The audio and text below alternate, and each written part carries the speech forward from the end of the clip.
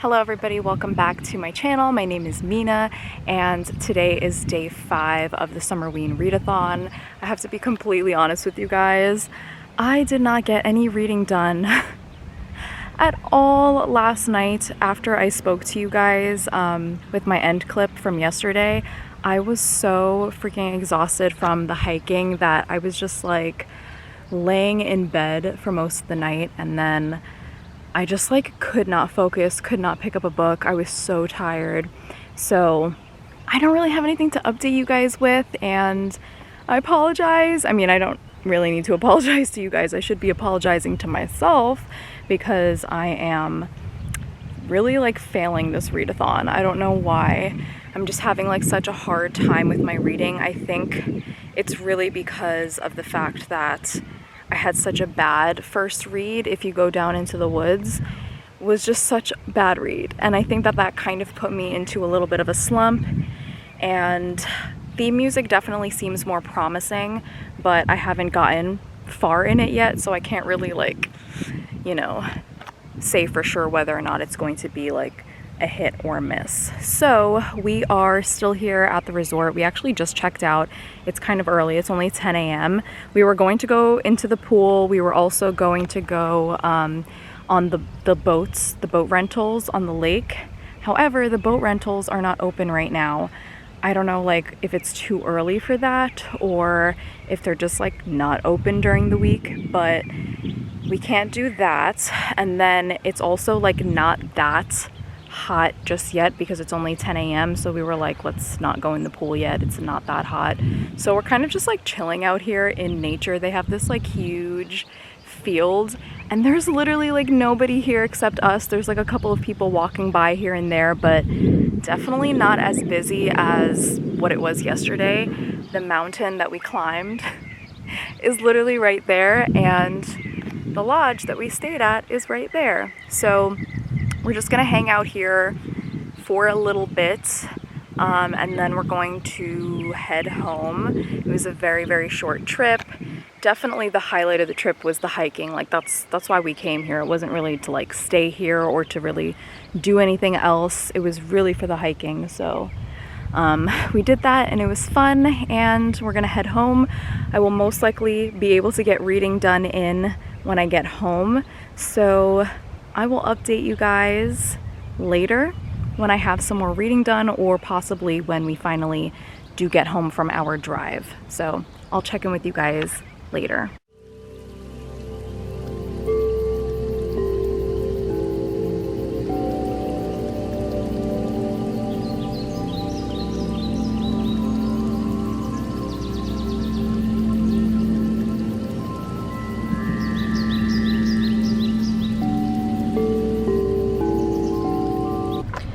To stop and get cold brew on the way home because it's me.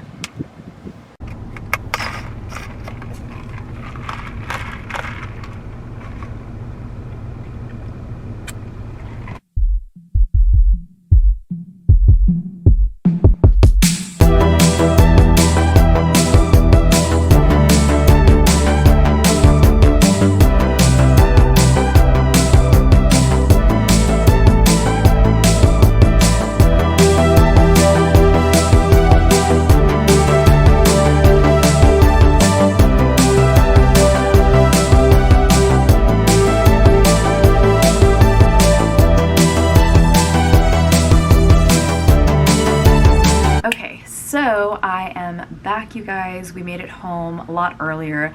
It is now 5 p.m. and I wanted to give you guys a little bit of a reading update because I finally have had some time to keep going and get more done with theme music. Looking for my book. So I'm about at page 100 right now, and I have to say I really am enjoying this book. I'm definitely not going through it as quickly as I have some other books previously, but so much better than my last Summerween read. This book is really creepy, and like it just gives this unsettling vibe that I've been looking for in like my horror books.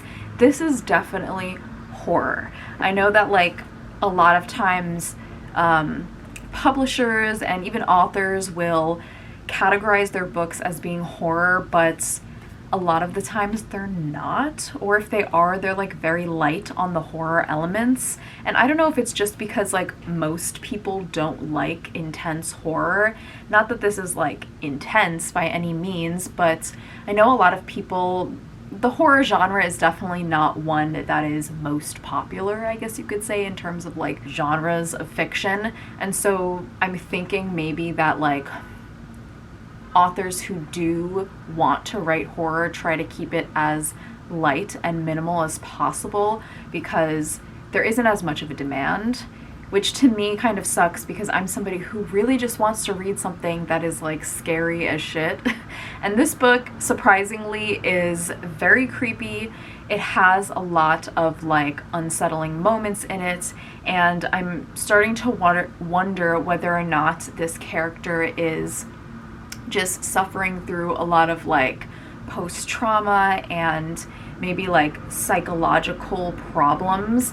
It's definitely a trope that's used a lot in horror, where you're wondering if there actually is some kind of supernatural force in the book, or whether or not the characters are just imagining things or getting things confused because of their trauma, because of their psychology, things like that. I don't actually mind that trope. I think it's always interesting to like wonder, is this actually speculative or is this just in the character's head? Because I think that that can sometimes be scary in and of itself, because if you're like hallucinating things and, you know, hearing things, seeing things, like that's definitely scary to me. So I would consider that as part of being horror as well, definitely more like of a psychological nature.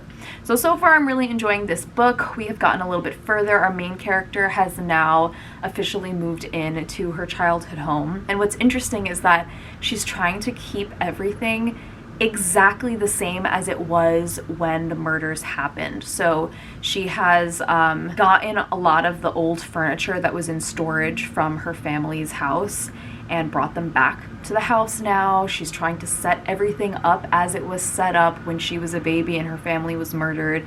And it's just so weird to me that like she's fixated on what happened and the experience that happened to her family, that she almost wants to like, I wouldn't say relive it, but recreate or stage it in a way, because she's trying to fully understand what happened to her family and what happened to her dad.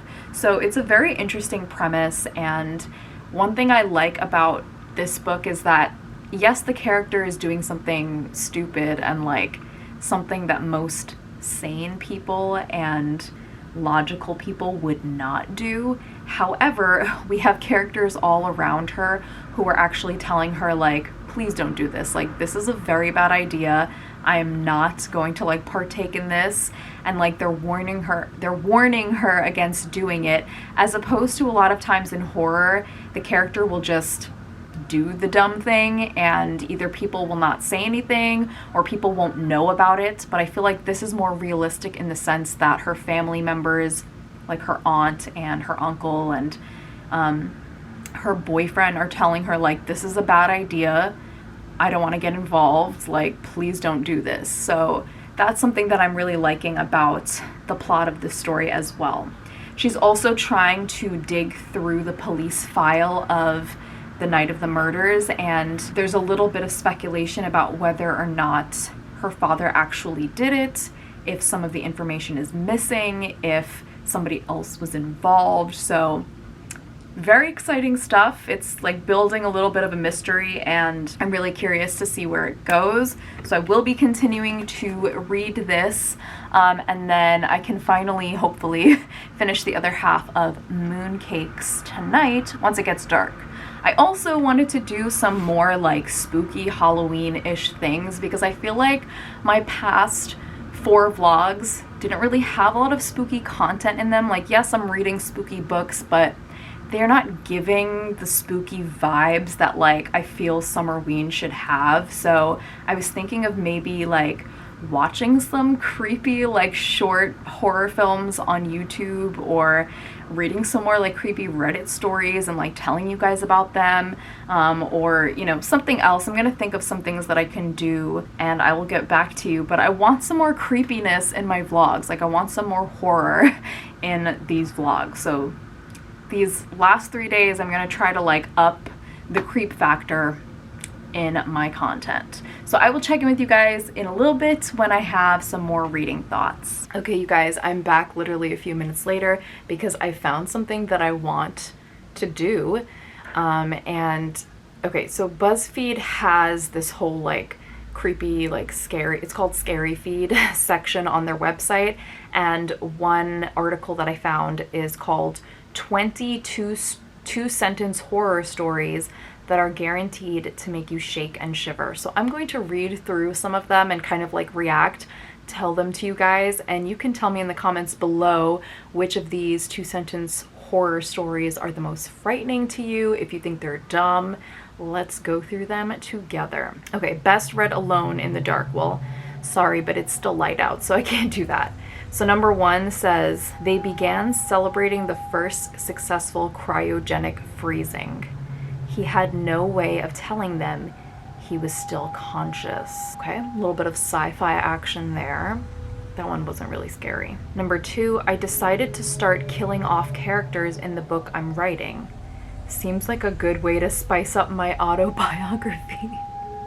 I feel like these are funny. I mean, obviously like that's creepy, but that's kind of funny. Number 4, the people say that in the woods there lives a werewolf who hunts every night. I find this ridiculous, as I am the only resident of the woods, and I think I'd know if a werewolf was hunting. Okay, that was not even scary at all. So is he like the werewolf? These are not even scary, guys. Come on. Number 5, for my 3rd and final wish, I wished for my family to be happy. Then I started to fade away. That's actually really sad and depressing. That's not even scary, that's just sad. Number 7, we found your daughter, the officer said, drawing an X on the map. And then he drew another, and another, and another, and another. So that could be creepy in 2 ways. Like, her body was, I guess, like dismembered, and she was found in different locations, or they found multiple clones of his daughter. And honestly, the latter to me is more terrifying. Like the concept of clones and like people who look like you, like that creeps me out. So I'm gonna pretend it's the latter. Number 9, in quotes, thanks for the gold, kind stranger, I said. Then I smiled as I ripped his gold tooth from his gums. Okay, you people are crazy. Number 10, the computer says that the oxygen ran out 3 days ago. So how are the astronauts still screaming? Oh my god, that one's creepy. That's creepy. Number 12, last night I heard my mom called me from the kitchen. As I approached the stairs, my mom put her hand over my mouth, pulled me into her bedroom, and whispered, I heard it too? Oh my god, that's so creepy.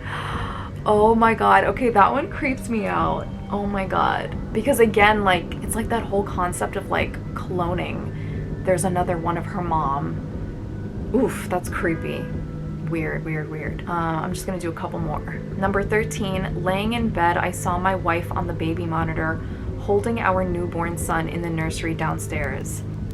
Then my wife walked out of the master bathroom and asked what's wrong when she saw the horrified look on my face. Oof, these are creepy. The ones with like the clones, I'm telling you guys, like that really freaks me out. If you have any books, book recommendations, movie recommendations, horror recommendations with like clones or people who look like other people, like doppelgangers, for instance, Us, that movie freaks me out so much. Like the concept of like somebody else underneath the earth that like looks like you, that creeps me out. The next one, I heard the sound of knocking on glass.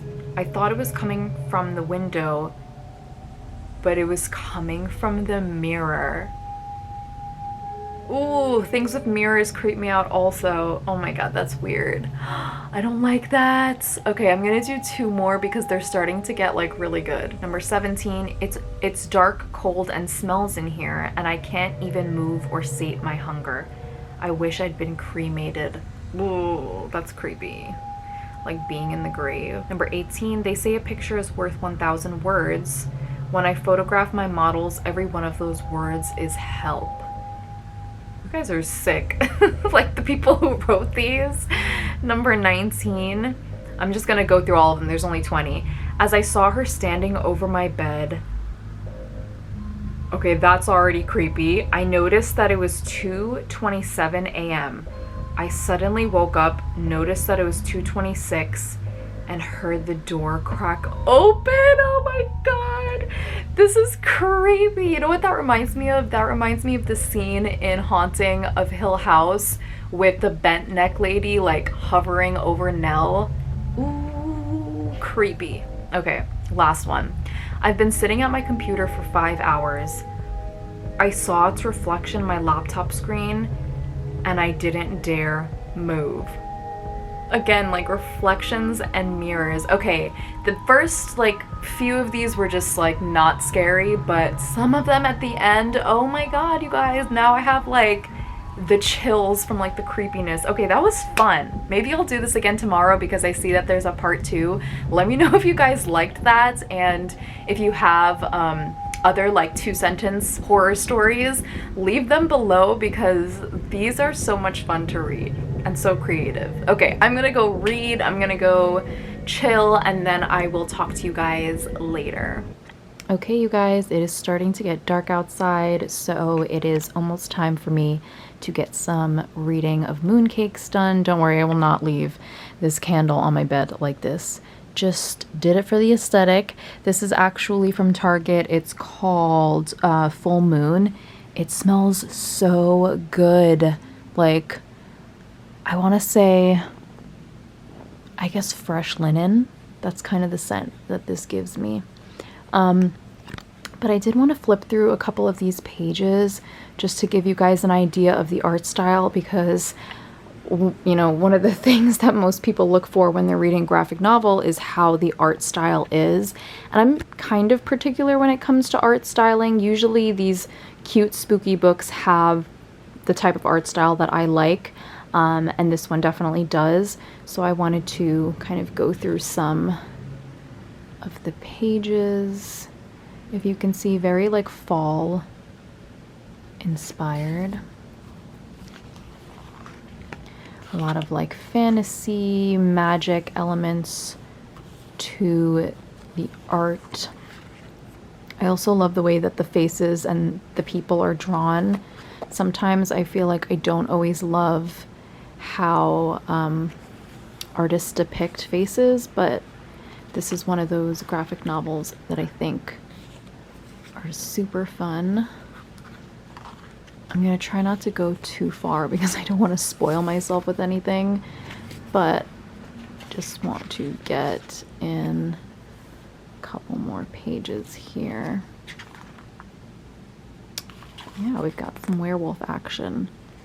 So definitely a cute graphic novel. I'm going to talk to you guys in a second about the plot of this book, just because I know I haven't really spoken about it much, but I'm going to do that. I'm going to read this in the dark, and yeah. Okay, so I'm going to talk to you guys a little bit about Mooncakes. Please excuse my appearance. I definitely got sunburnt a little bit on my face because it's a lot like pinker than it normally is, and I can feel like a little bit of like an itching burn on like the sides of my face and my cheeks, so I think I got a little bit burnt from hiking, but hopefully it won't bother me for too much longer. Anyway, so Mooncakes, the best way that I can describe this, because I'm only halfway through, so I don't know the entirety of the plot, but basically we are following 2 main characters who used to be friends when they were younger, and they have now like reunited. One of them is a witch and one of them is a werewolf. Oops. And they are kind of like teaming up together to defeat this seemingly evil entity that has been stalking the forest or the woods in their town. And they're using both of their magic, so the witch's magic as well as the werewolf's magic, because they're starting to learn that werewolves possess a little bit more power than people assumed that they had. So they're trying to learn a little bit more about the werewolf magic, and they want to team up together to defeat this entity that's in the forest. Along the way, I don't think this is a spoiler, I actually think that this is in the description. Along the way, the two are forming a relationship together, like a romantic relationship. I don't know if that's going to last or if there's going to be conflict with the relationship. I don't care for romance in like any of my stories, so I'm hoping that like it doesn't become like a huge part of the plot and it's just kind of like a side story.